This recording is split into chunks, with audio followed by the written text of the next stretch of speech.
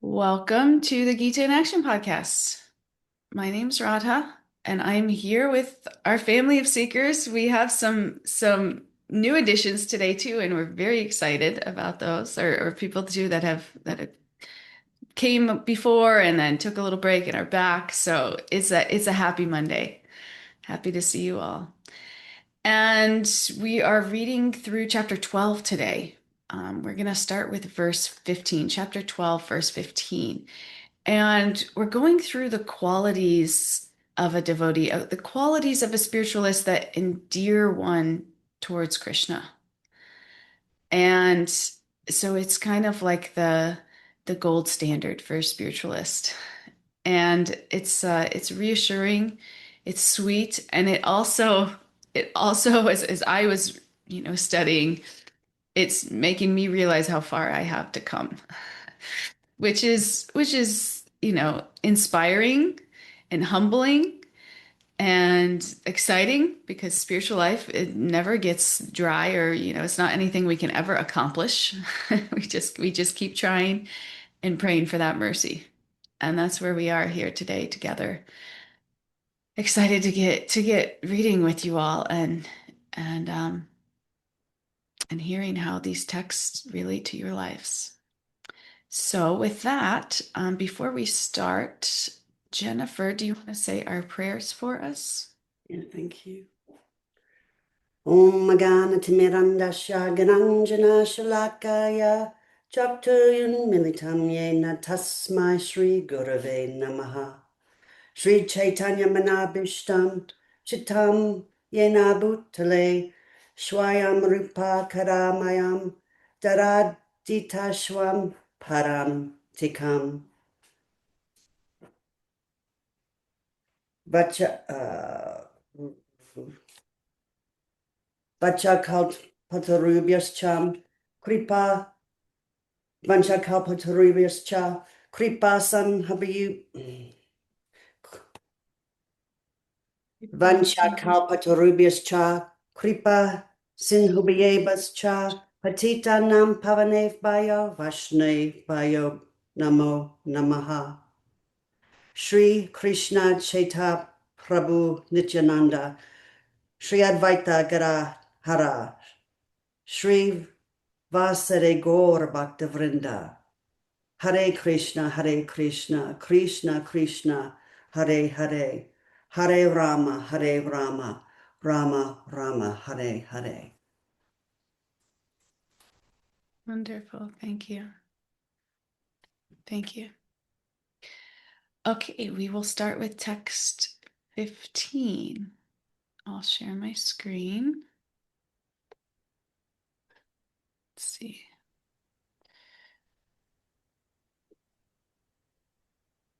Okay. And when you're ready, Shraddhanjali. Yasmano dvijate loko, lokano vijate chayaha, harasmarsa bayo dvegyar, mukto yasa che me priyaha. He by whom no one is put into difficulty, and who is not disturbed by anyone, who is equiposed in happiness and distress, fear and anxiety, is very dear to me. Beautiful. Thank you. Just 1 second. Somehow I just lost what I was looking at. Okay.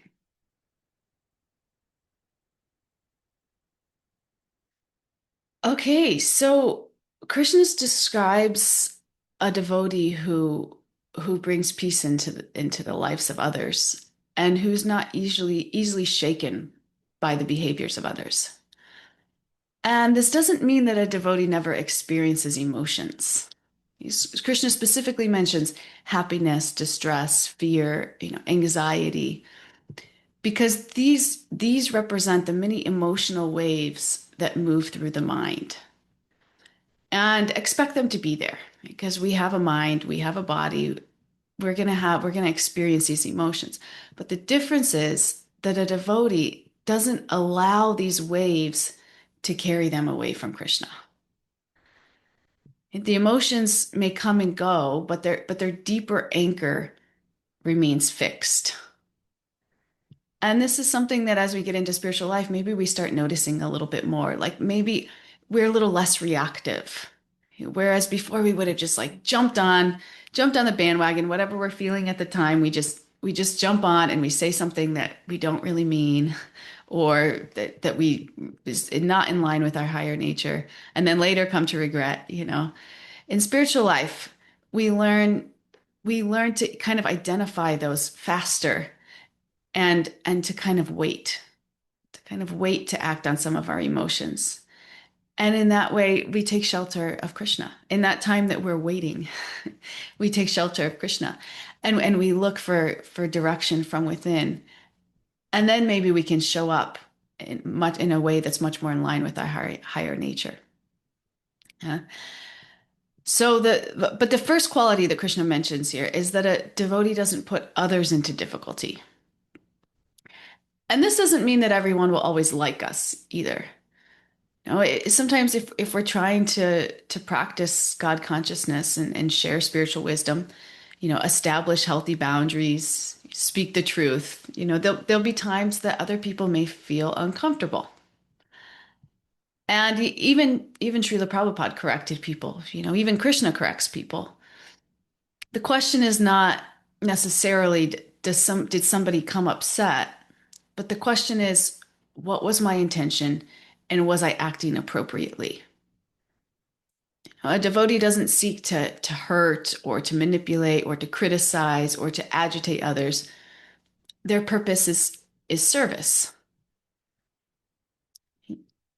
Just kind of like a surgeon. A surgeon may cause temporary pain when they make an incision, but nobody views the surgeon as the enemy because the purpose is healing. So sometimes spiritual life requires difficult conversations, corrections, accountability, or truth. And when these things are done with wisdom and compassion, then these things are acts of service, not acts of aggression.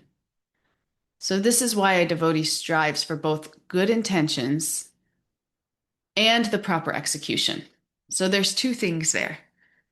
And one rule of thumb that I like to go by when I'm preparing for a difficult conversation or addressing something is to really kind of step back and take assessment of how I'm feeling in that moment. Like, am I feeling triggered? Am I feeling resentment? And if I'm feeling those things, it's usually not the time to address a difficult topic.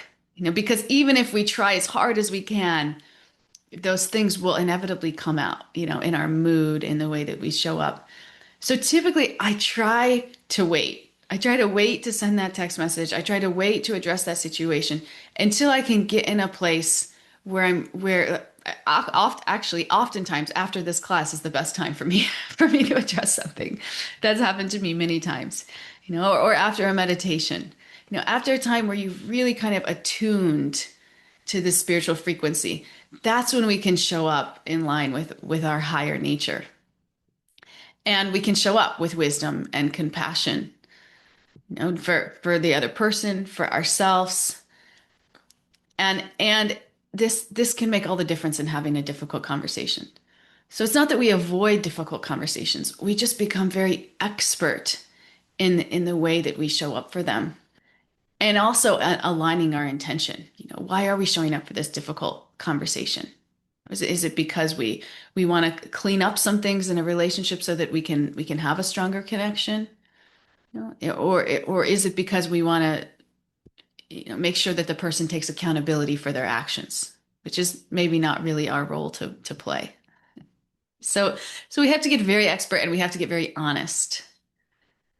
And typically, in my experience, taking some time between the trigger and addressing it, and also using that time to connect with Krishna will give you the best output here.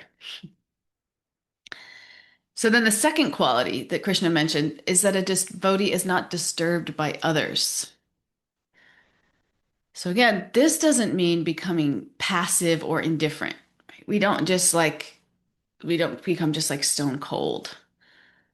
Well, it just means that we don't allow other people's behavior to control our inner state. And this is a really difficult one. If somebody criticizes us, or misunderstands us. Anybody feel misunderstood? That's like the worst. I feel like this is something I feel like I constantly relate to in life. I constantly feel misunderstood. Or someone acts unfairly, someone disappoints us. A spiritualist tries to remember that this person is struggling under the influence of the modes. Instead of immediately becoming angry or resentful, which is our material reaction and is completely normal, we try to cultivate compassion. Not because we're accepting that person's behavior necessarily, but because we're understanding the bigger picture. And I was just talking to somebody this weekend, that most of the time when people mistreat us or criticize us or put us down or do us wrong, it doesn't actually really have anything to do with us. Most of the time, they're just struggling with their own inner demons. They're just heavily overcome by the modes. We're taking it personally, and then we're getting so entangled. But on that micro level, it most of the time doesn't have anything to do with us.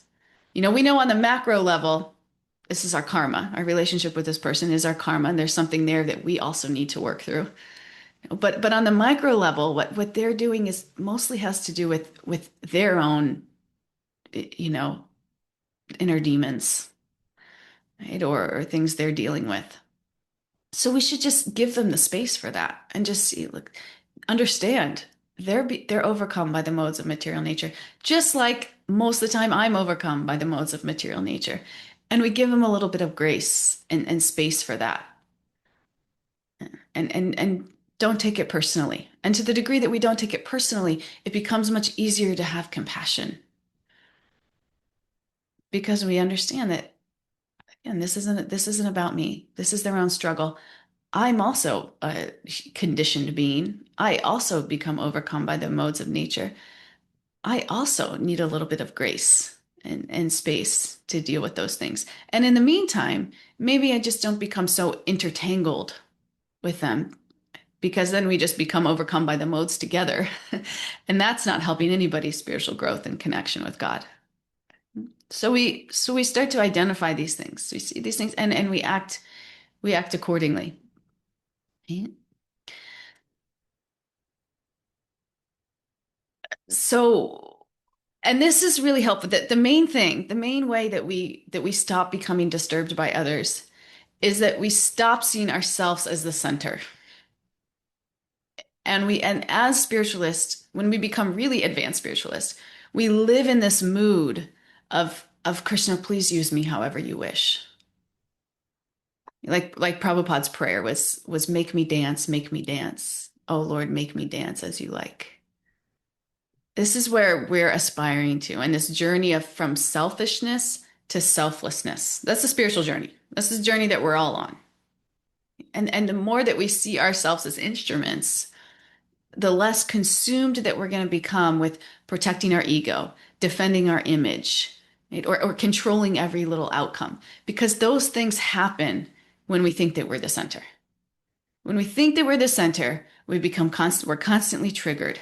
We're constantly consumed with protecting this conception of who we think we are, right? Defending that, controlling everything, our whole environment to align with that. But as we become more selfless, as we understand that actually I'm not the center, God's the center.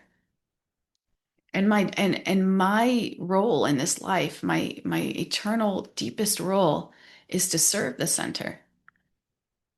We become less obsessed with ourselves and all of these things to have less of a grip on us. We'll feel this. We'll feel this and most of you probably have as you've been on this spiritual journey.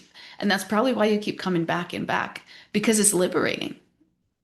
It's something so liberating in that to step out of these temporary roles and identifications that we're so married to and step in to the one that is actually us.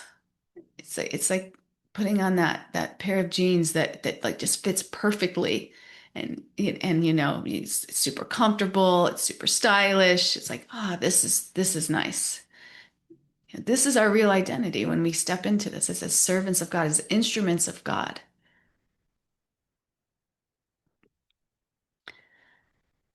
And as we continue serving Krishna, we begin experience his guidance from within.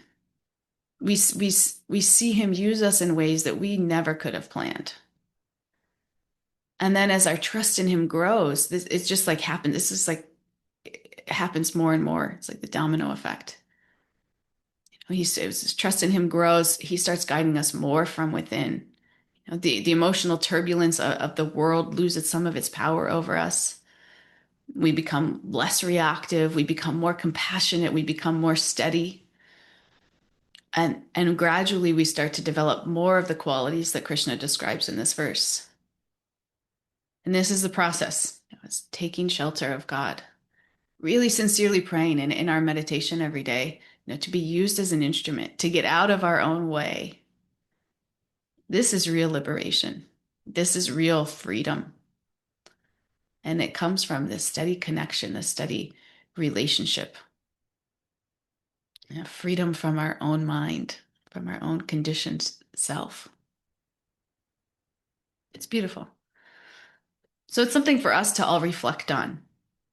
Where in my life am I allowing other people's actions or opinions or reactions to disturb my connection with Krishna? And it disturbs our connection with Krishna when we act not in alignment with our higher nature. When this person criticizes us, puts us down, and we react in a way that's just not in line. And so what would it look like to respond as an instrument rather than react from agitation? It's a tall order. It's a tall order. But when we really take shelter of Krishna, really lean into our spiritual practices, Krishna will guide us from within on how to do this expertly. And we all know what it feels like to do it based off of our default conditioning, to respond based off of our default conditioning. But to be a true spiritualist, when we really get serious about our spiritual life, this will become more and more natural as we become attuned to Krishna's guidance from within. Does anybody have anything they'd like to share around this?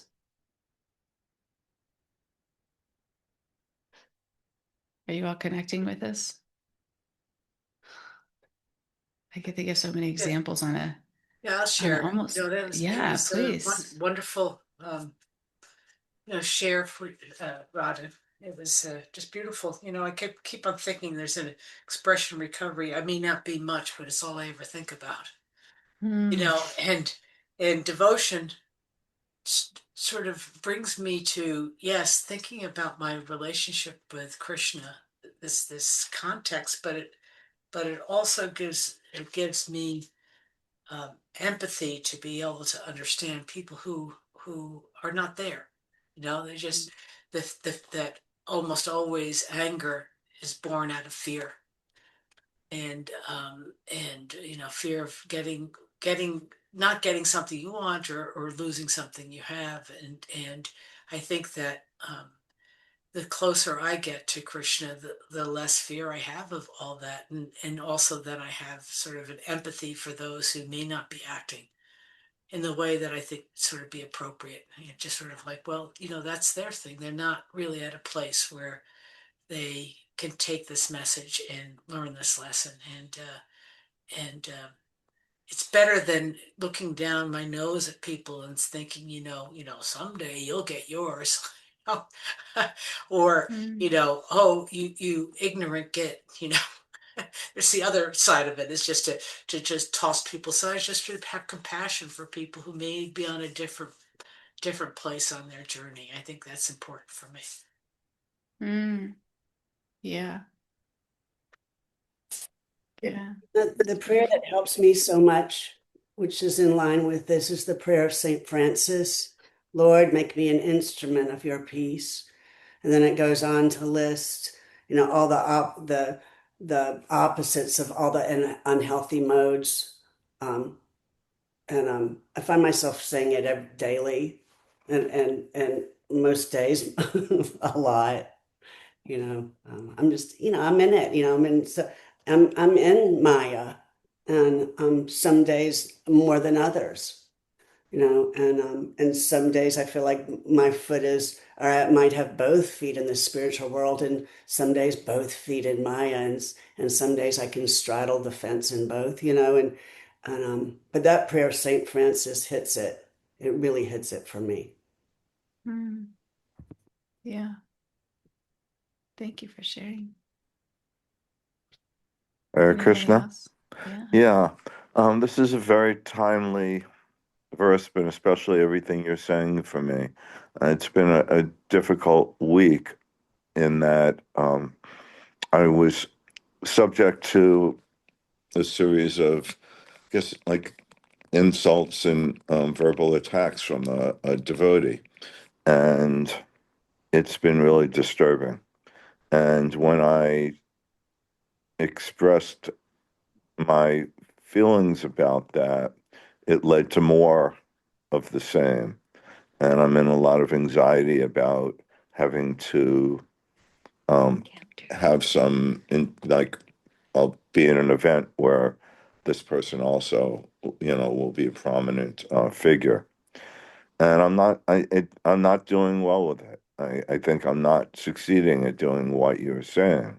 I'm not sure how to get it out of my head, basically.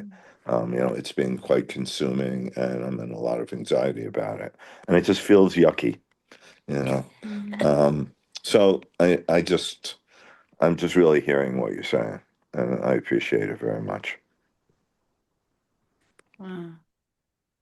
Thank you for that real and vulnerable share. I can't imagine anyone having anything bad to say about you. Thank you. But you're in our prayers because it is so disturbing to the mind. It is so disturbing to the mind to the point where sometimes when it happens to me, it's like I struggle chanting because my mind is so disturbed. I remember one time I was getting ready to give a class and I had an interaction like that, literally right before the class.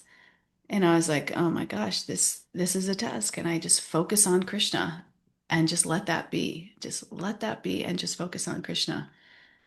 And actually a few months later, the person then apologized to me, which was sweet, By that point it was resolved for me. But that's the solution, is just take more shelter of Krishna and pray for his guidance. And then it feels good to respond in a loving way. When you can get to that place where even if that person was 100% in the wrong, if you can, like when this person apologized to me, I was like, don't even worry about it. No problem at all. It's like so sweet just to lean in to that love and compassion and let things go. Even if they don't apologize, still forgive them in your heart. It's so sweet. These Thank are you. really good tests for us. Yeah. I'm also very appreciative to have, a supportive partner by my side. I'm the fierce lion. She's saying she is. She's much, much more than. Scared, hungry. We all need that support. That support is so important. Spouse, a friend, a teacher, so important. We can't do this alone. I think Thank you. Mariah had, yeah, thank you. I think Mariah had something and then Shawshank. Yeah. So I think with Oh, whatever the oh. experience that was shared, I first of all I feel that it is not a devotee who has done. And with regards to whatever the verse and the explanation you gave, it is their insecurities that he has pushed it on another devotee who is really hurt. But I think, yes, we should always take this as it's always their karma or the insecurities the other person had, which was pushed. So please do not feel anything bad about yourself, Prabhu. So Hare Krishna to you. There you go. I mean, devotees make mistakes too, I don't know that it's necessarily for us to say they're not a devotee, but I understand the sentiment. It's certainly not acting in line with what we know, but we're all struggling. We're all just in this hospital trying to get better. Mariah, please share with us. Yeah, it was just, it kind of, it was interesting because everyone was sharing and I was reflecting like, it's easy to have compassion, and we've talked about this before, from a distance. It's easy to love people from a distance, but then sometimes, when we are close, like you were saying, like we both get dragged into the modes, right? And our egos, they're just like rubbing up against each other, and it causes friction and it causes arguments, and not everybody always takes the higher path and comes back and is like, hey, I'm sorry, and thinks about their higher self, and or tries to see it as like it was just our ego, or it was just the modes of ignorance influencing us, or passion. And it's hard. And so I was just reflecting like, yeah, it's easy in theory, but it's hard to practice. And then yeah, I think it's even especially upsetting when it is devotees, because it's like, man, shouldn't we be all practicing this even higher? But it's like, no, we all fall down. We are all in the shower. We are all getting clean. We are all being purified. And when we're getting purified, the dirt comes off. And unfortunately, sometimes it comes off onto others. Um, and just one practice that helps me a lot, and it's a practice, is just I have a forgiveness prayer, and I've shared it on here before. Or like you were even saying earlier, like just taking that step back and praying about it, asking like, can I have, Krishna, I really need compassion in this moment, or, how can I forgive this person? Or the forgiveness prayer I say is a Buddhist prayer. And it's like you start with yourself, then you say it for someone you love because that opens your heart. Then you say it for someone that you're struggling with. And you just say the words, may I truly be happy. May I live in peace. May I live in love. May I understand the power of forgiveness. And may I know that my life has deep meaning and good purpose. And you can add other stuff in there if you want. And then, like I said, you say it for someone you love. Like I say it for my daughter. And then would say it a lot for her father because it was hard for me to talk to him. I had so much resentment. And that it helped that relationship so much. I mean, sometimes I still have to practice it because that resentment comes back up, or new things happen in life with other people. So that is like my go-to now is laying down at bed before night when I'm calm and just putting my hand on my heart and really just practicing that. Because at night is when my mind wants to race and think about, oh, this person and what they said and what they did, and then what I said and what I did, how awful I acted. And so you have to say it for yourself and others, because we ultimately did choose, my understanding, to choose to be in this life, in this lesson, and just like our last class, to deepen that. So I don't know, this is just so beautiful. It's really reinforcing that for me. Yeah, so I just wanted to share that. Thank you. Yeah, thank you. Ryan and I were talking this weekend, and I was relating to a lot of what you were saying, where I feel like I'm typically a runner. Like you were kind of saying the same. Like I come up with some conflict and I say, okay, I'm just going to stay away from that person. But for me, there's some just like triggering behaviors in that are probably from like my family history that I experience in other people. And I have some right now in my life that like are the circumstances are such that it's like I just can't run away. And it's exactly what you said. It just came me back to like, okay, this is some kind of karmic pattern that I need to like clean out, and I was just praying this morning that please help me to act in line with your will, and showing up in these relationships. And the relationships are good, but internally I'm struggling. And so sometimes it's just these lessons that we need to learn, these, and they're just going to keep coming back and back. They're going to keep showing up in our relationship patterns. until we learn how to really deal with them effectively and can let those things go. And that's a blessing. It's a blessing. We should be grateful.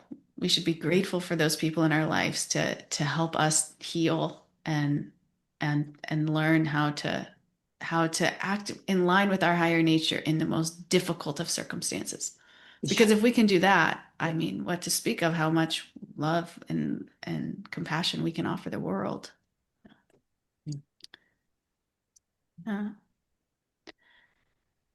Anybody else before we move on?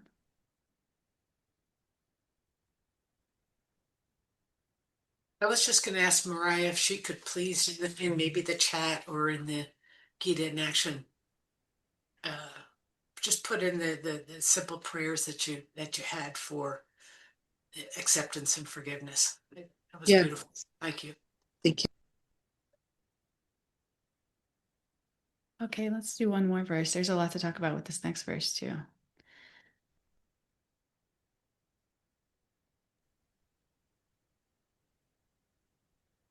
When you're ready, Shraddhanjali. Anapeksha sutir daksha udasino gata vyataha sarvaramba parityagi yo madbhakta same priyaha. My devotee who is not dependent on the ordinary course of activities, who is pure, expert, without cares, free from all pains, and not striving for some result, is very dear to me. Thank you. It's a lot there. See, yeah. At first glance, it can kind of sound like Krishna's giving us a list of disconnected qualities, like pure, expert, free from anxiety, not striving for results, not dependent on ordinary activities. But there's actually a common thread that's running through all of these qualities. And that is that Krishna is describing someone whose life is becoming less centered on themselves and more centered on service. That's the common thread. As our lives become more centered on service and less centered on ourselves, we will naturally exude more of these qualities. And like we said before, this is the journey of spiritual life. Because the reality is that most of the time we spend our lives thinking, if I get this, I'll be happy. If this project succeeds, then I'll be peaceful. If people appreciate me, then I'll feel good about myself. We're so dependent on these external circumstances for our sense of well-being. So Krishna's describing here a person who's gradually becoming free from that dependence. And it doesn't mean that they stop working. And it doesn't mean that they stop caring. It means that their happiness is no longer tied to whether the world is cooperating with their plans. This is a tough one for me. I'm such a controller. But when our deeper satisfaction comes from serving God and our relationship with God, naturally we're less concerned with it the world's cooperating with our plans. And we experience this. I experience this, when I'm feeling deeply connected, I'm much less like, triggered if my husband doesn't do the dishes or, shows up late or whatever it is. Overall, I'm much easier, like, okay, that didn't go the way I thought it would, no problem. But when I'm disconnected, I'm much more gripping to the way that I think things should be. And these are good, kind of triggers for us. They can be kind of like warning signs for us. Like, okay, it's time to take shelter. It's time to get back on the road. You're veering off a little bit, chant a little bit, hear a little bit, lean in a little bit, practice a little bit of self-care, get back on the road. And when we talk about what makes a devotee expert, because Krishna describes in this verse, he describes a devotee as expert. This isn't referring to material expertise. We know devotees aren't necessarily the richest or the most talented. So what is their expertise? Prabhupada explains that a devotee's real expertise is in serving God. Our greatest qualification is not material competence, but sincerity. This in itself should be such a relief because we don't really have a lot of control over like the material package that we're giving. Our material aptitude, we have some amount of control, but oftentimes, we kind of get what we get. But we have full control over our sincerity. That's all it's just related to our desire. Just how bad do we want it? How much do we want a relationship with Krishna? And how much are we willing to kind of go through it to get that, to face our own demons, to take an honest assessment of where we are and where we aren't. And to do the hard work, to choose space and connection with Krishna in that moment when we really want to react. This is sincerity.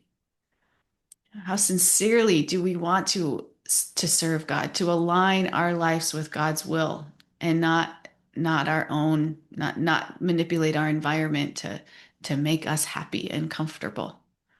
How much can we be okay with letting that go? This is an expert devotee. A devotee sincerely wants to serve. And Krishna reciprocates with that desire. He reciprocates with that desire. And Krishna tells us in the Gita, he gives us the intelligence by which we can come to him. So even if we don't feel like we have a lot of intelligence, we don't have to worry. We just have to take shelter of Krishna and make that our sincere desire, and he'll give us what we need. So a devotee's expertise is not how capable am I, look at how capable I am. That's material conditioning.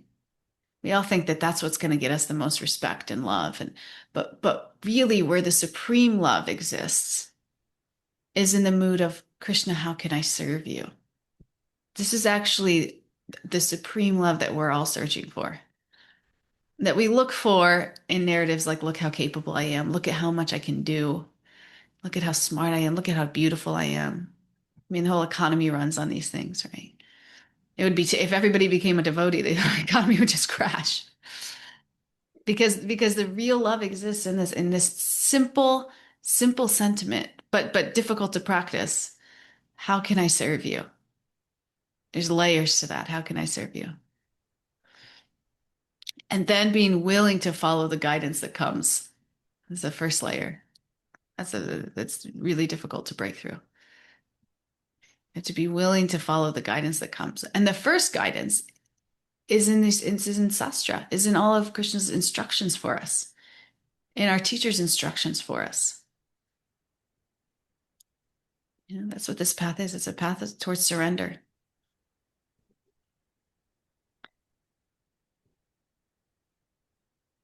So why do we have so many unnecessary worries? Prabhupada makes an interesting point in the purport. He says that devotees don't become overly absorbed in taking sides in things like material politics and worldly conflicts, which doesn't mean that we don't have an opinion. We can have an opinion but we don't become so consumed by it that it takes all of our mental space and our consciousness, our time, because we understand that these temporary battles are not the ultimate purpose of life. It's all just about perspective. As we become mature spiritualists, we develop such broader perspective. So it doesn't mean that we stop caring about the world or, we become independent to suffering. It just means that we're not consumed by endless material agendas. Because people waste so much time worrying about things that they have just very little control over. You think about this, like arguments, trends, social media outrage, who's losing, who's winning, who's wrong, who's right. But if we just try to stay focused on this one question as we go through our lives, as we go through our days, that is, how can I serve Krishna today? How can I serve Krishna today? If we just stay focused on that one question, if this becomes the priority of our lives, many of these anxieties will fall away. And our lives will become peaceful. Try this when you're struggling, when you're really in the crux of it. How can I serve Krishna today? Because when we're really in the crux of material problems, oftentimes we're very disconnected. We're looking for a material solution to a material problem when that doesn't really exist on the highest level. What do you think, Mariah? Or Shraddhanjali? What do you think, Shraddhanjali? Yeah, I was just thinking about this in terms of we can, I mean, I like politics in the world and stuff like that. I think it still is our civic duty to participate if we see something, like someone's human rights being trampled. But I think what you made me realize was like, well, if you're going to write to your congressman or attend a protest, is it or actually try to alleviate the suffering caused by some policies by bringing food or stuff, like, is that like we could just switch the lens of like, is this serving Krishna? How can I serve his children? If the focus is to like, what are the policies that are causing suffering, and can I serve in any way by participating in the democratic process, the that kind of Yeah. stuff. I sometimes I feel like I don't. I'm in terms of political, I would like to be active just to try to maintain human rights. Like, because that's sometimes the only way is to participate in some way, but even if it's just to sign a petition or something. But we can't do Yeah. it as, I mean, we could think, well, what is the result? I don't know what the result will be. I'm not attached to it, but I could try to help to produce a result that eases the suffering of people, because if they're hungry and stressed and stuff, it's one, they're open to Krishna consciousness more, but two, they're worried about the basic needs. So how is that? Yeah. Anyway, I don't know where I was really going with that, but I Yeah. I don't think we should not participate, even if, but not get consumed by it. See it as service and have the right perspective. Not that that's a person's a demon, but you know. Yeah. Yeah. To the degree that we're showing up to whatever service we have from a place of being triggered, we're more in that self-centered mindset. To the degree that we're showing up from a place of love and compassion, we're much more effective. We're more serving Krishna. We're more serving God. That's more in alignment with service to God. So I think that's the first thing for us to kind of reconcile is, where's our consciousness in whatever service we're doing? Are we showing up and we're triggered and we're fired up? Or are we showing up from a place of love and compassion? And that's true service to God. And then I think the other point Prabhupada makes is just, if our real mission here is to spread God consciousness. And if we're overly consumed with material problems from a place of like that, from a place of just like being triggered, then we're kind of missing the bigger problem here.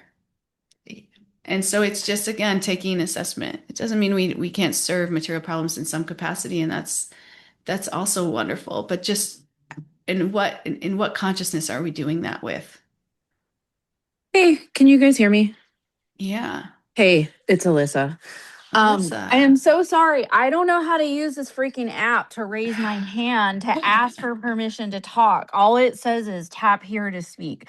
Can I comment to what Stella was saying really quick? Please do. You never need permission to talk. Well, you We love. basically like answered it in a very eloquent way, way more eloquent than what I was going to say, but like in a nutshell, I feel like I personally agree a lot with what Stella was saying. And I know because I've talked to her before, I know that she has very similar politics to me and she lives in a very conservative state.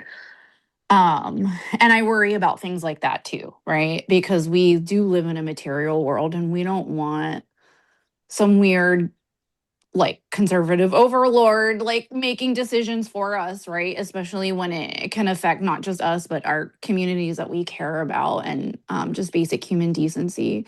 So I agree that, there's action that we can take, but at the same time, like, I also feel like it's very, very easy to get entangled in.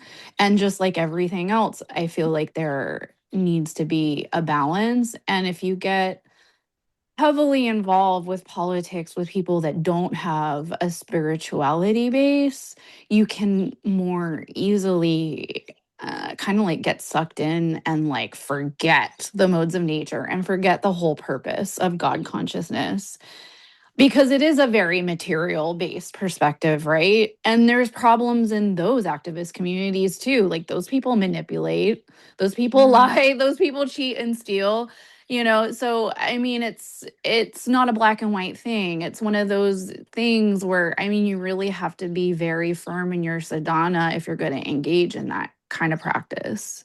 That's all. Yeah, totally, Yeah. Alicia. I hear that. Like, your heart goes out when you hear that there's no more regulations about horrible chemicals for, in children. And it's like, yeah, you got to find that balance. And I think these verses are like, be equiposed, like, yeah, these verses really help. Yeah. Yeah, I mean, Thank you. I totally I appreciate it, as well as especially being like someone that came from like a activist kind of background, and having to see the dark side of that as well, right? I mean, you really have to value your spirituality in order to engage any kind of material thing like that. It's almost it can overwhelm you, it can really overwhelm you. So that's it. That's all I got to say about that. Tapping off. Thank you. Thank you all for sharing. Yeah. To the degree that we take shelter of Krishna in our service, we will become expert in whatever service that is. Yeah. Chantal,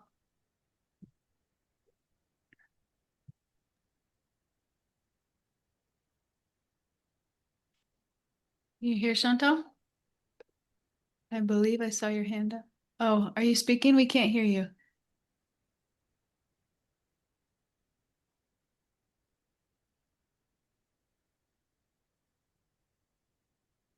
No, we can't hear you still. Keep trying, and then you can just interrupt me whenever it works. Yeah, keep trying and we'll hear you at some point, and then you, yeah, that's so weird because I do see you're off mute. Bummer. Okay. We have just a little bit left of this verse. Another quality that Krishna mentions is that a devotee is not striving for some result. So again, this doesn't mean laziness. Devotees work hard, sometimes incredibly hard, but they're not obsessed with controlling the outcome. They're just focused on the offering. This is another good sign of if you're in this, if you're more on self-centered versus selfless. Because when we're self-centered, we are fixated on controlling the outcome. But when we're Krishna-centered, we understand it's Krishna controls the result. And one of the greatest sources of stress in life is trying to control the things that we're never meant to control. So devotee gradually learns, my responsibility is the effort. The outcome belongs to Krishna. And there's so much freedom in this realization. There's so much freedom here. So when you step back and look at all the qualities in this verse, they really describe this transformation, that the devotee is gradually becoming less absorbed in what do I want and more absorbed in what does Krishna want. And this is the journey of bhakti, from selfishness to selflessness, from control to surrender, from anxiety to trust. And Krishna says that a person who is sincerely walking that path is very dear to him.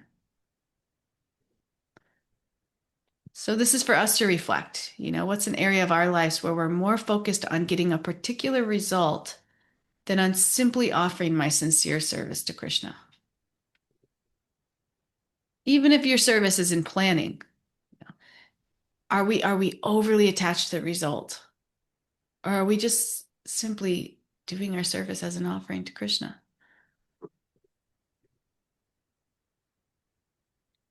So that's all I had for you today. Do we have any final shares before we all sign off? So nice to be here with you all. Chantal, can you talk now? Let's see. Did you figure it out? I don't understand why we can't hear you. I see your mouth moving You and have you're our obviously. headphones in? Do you have headphones in? Today. You're off mute.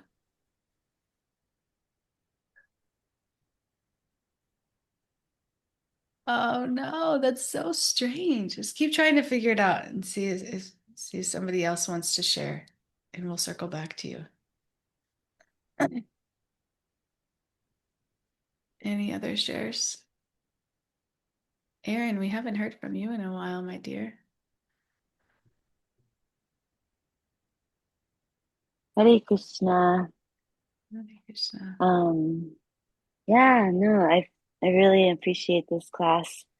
It's definitely something I struggle with, you know. Um, I don't know what group chat this was shared in, but there was a prayer or a purport from Prabhupada shared in some group chat that I'm in about how like our only prayer should be to never forget Krishna. Mm-mm. And like just really thinking about that, and I'm like, I have so many prayers. Like I have so many desires, and I'm constantly lying to both myself and Krishna and saying, like, just please do this one thing and I won't ask for anything more. And it's like, obviously that's a lie, because whether that is granted or not, there's gonna be another thing and another thing and another thing. And so it's just something I've been like struggling with a little lately and talking to people about of like, because now then like almost limiting my prayers to that one prayer that's supposed to be my only prayer feels like, it also feels like a lie, like like withhold, like I have these desires, right? And like I feel like that's the whole point of bhakti, is like not uh not trying to abandon desire, but trying to lift them up, right, and spiritualize them. And so I've been just trying to like work with that and like find that balance of like, okay, I have these desires, they're not completely spiritual, I don't know what to do with about that, help me with this, Krishna.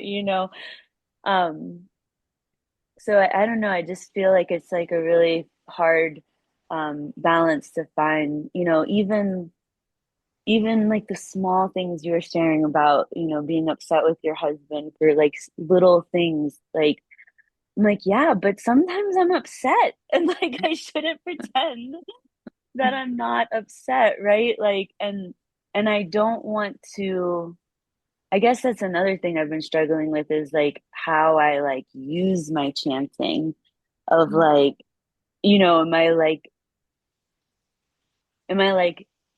trying to not be upset, so I'm chanting to like pretend that I'm not upset.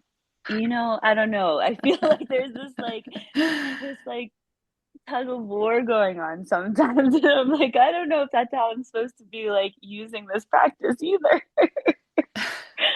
This is so perfect. This is exactly the process. This is sadhana. We have emotions. We're emotional beings, and we're so conditioned that a lot of times our emotions are directed towards material things. And it's not that that's good or bad, but the process of bhakti is learning to direct our emotions towards spiritual things. And And as we're going on that journey, we realize how when we direct all of our emotions towards material things, it's actually there's a lot of suffering there. And that's just part of the lesson, but it's not good or bad. And in the meantime, we're chanting and we're using our chanting. Just keep trying. Just keep trying and just keep praying. And Krishna will take you on a journey. And sometimes that's all we can do. Even if we're not, where we want to be, just pray. Just pray for Krishna. Pray for Krishna to help you. That's the process. But you're so sincere. Your share, I know I always say you're so sincere, but it's just because that's the journey, and you're really recognizing it, and you're really there in the thick of it, and you're just trying. And that's what Krishna asks of us. That's all Krishna asks of us. Really nice. Can I just say, Erin, that sometimes when we're allowed to be upset, and sometimes we're just upset at like the material world is like this. It's not even the other person not doing it. It's like this darn material world, like. But we are allowed to be upset. And that's even a spiritual, that can be redirected spiritually because we're recognizing, the material world is no place for us. It becomes an impetus for our journey. So,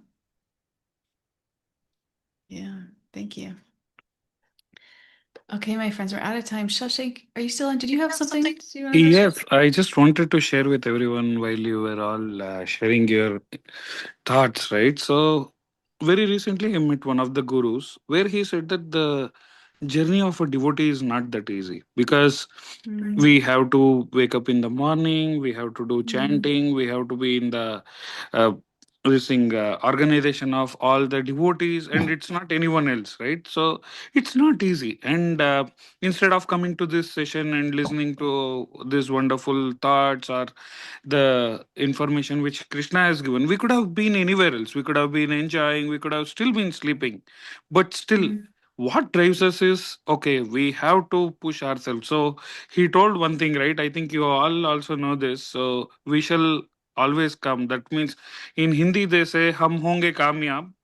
So that means we shall always come, and we will only have to have faith, and the faith needs to be very strong. And if we have that strong faith, so Krishna will definitely take us towards the perfection. And the whole intention is to be perfect. If we keep doing every day and every now and then, and if our thoughts are good, he will always show us the path, and one day we will be perfect. Haribol. Haribol, yes. Thank you. Thank you. Thank you all. Appreciate you all coming and Chantal, I see your share now on the chat. Life is a game. Play the game. Don't get caught in the rules or boundaries. Keep leveling up and keep moving forward. Don't take yourself too seriously. My husband's teaching that I put in my words. Husbands are wise, huh? Husbands are wise. Thank you. Thank you all for coming. I'll see you on Thursday. You. Thank you. Thank you, Haribol. Hare Krishna, everyone. Hare Krishna. Hare Krishna.